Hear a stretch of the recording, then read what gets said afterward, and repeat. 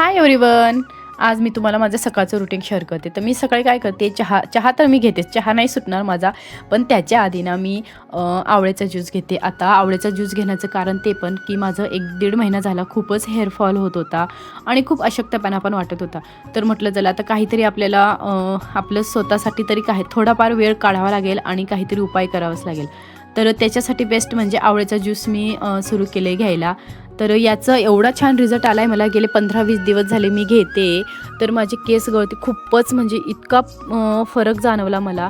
आणि त्यानंतर म्हणजे बरंच मला खूपच विकनेसपणा येत होता, तोही माझा कमी झाला. तर सकाळी मी असं घेते. त्यानंतर 20 ते 30 मिनिटांनी मग चहा वगैरे घेते. आणि मग काय आपलं माझं रोजचं जे काही रुटीन आहे ते मी सगळं माझं जेवण वगैरे आहे तसंच मी फॉलो करते. तर आज जेवणामध्ये ना मला मूग डाळ बनवायची होती. आता सकाळी पूर्वाला टिफिनमध्ये ना बिर्याणी बनवली. आता ती थोडी शिल्लक होती आणि म्हटलं मग चला आता थोडी मूग डाळ पण बनवूया. तर आमच्याकडे कसं आहे माहिती का, पूर्वाचं वेगळी भाजी, तिच्या पप्पांची वेगळी आणि तिच्या पप्पांच्या टिफिनसाठी वेगळी, कृष्णाचं वेगळं, असे बरेच आयटम राहतात. दिवसभर कधी-कधी ना मी किचनमध्येच राहते असं म्हटलं तरी चालेल. तर आता मूग डाळ बनवली, पण ती ना आज मी कुकरमध्येच बनवली. कारण मला ना कुकरची भाजी खूप आवडते. तर कुकरमध्ये इतकी छान भाजी आली ना, तर तुम्ही पुढे व्हिडिओमध्ये बघा. खूप छान भाजी आली आज माझ्या कुकरमध्ये. आणि नंतर मी चपात्या बनवून घेतल्या. आता माझ्या चपात्या ना खूप मोठ्या असतात. तर तुम्ही म्हणाल की ही चपाती आहे का भाकरी आहे? तर मला अशा मोठ्या-मोठ्या चपात्या आवडतात. तर मी अशा खूप मोठ्या-मोठ्या चपात्या बनवून घेते. आणि भाजी बघा तुम्ही इतकी छान आली ना कुकरमध्ये. तर भाजी झाली. नंतर आता सगळं आवरलं. थोडीशी भांडी होते, म्हटलं ते नंतर घासूया. आधी पोटोबा करूया.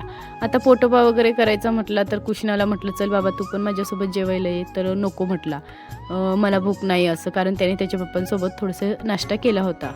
आणि सगळं आवरलं. जेवण वगैरे झालं. थोडेसे भांडे होते ते घासले. किचन पूर्ण क्लीन झाला. म्हटलं थोडं 5-10 मिनटं तर बसायचं.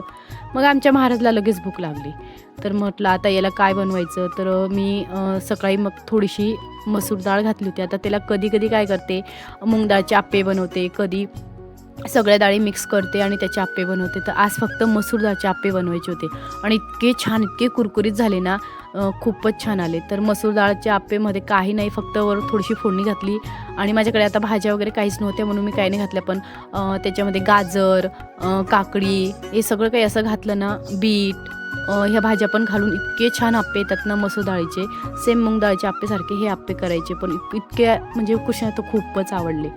तर चला आम्ही हे आप्पे एन्जॉय करतो. तुम्ही व्हिडिओला लाईक करा आणि चॅनलला सबस्क्राईब करा. बाय.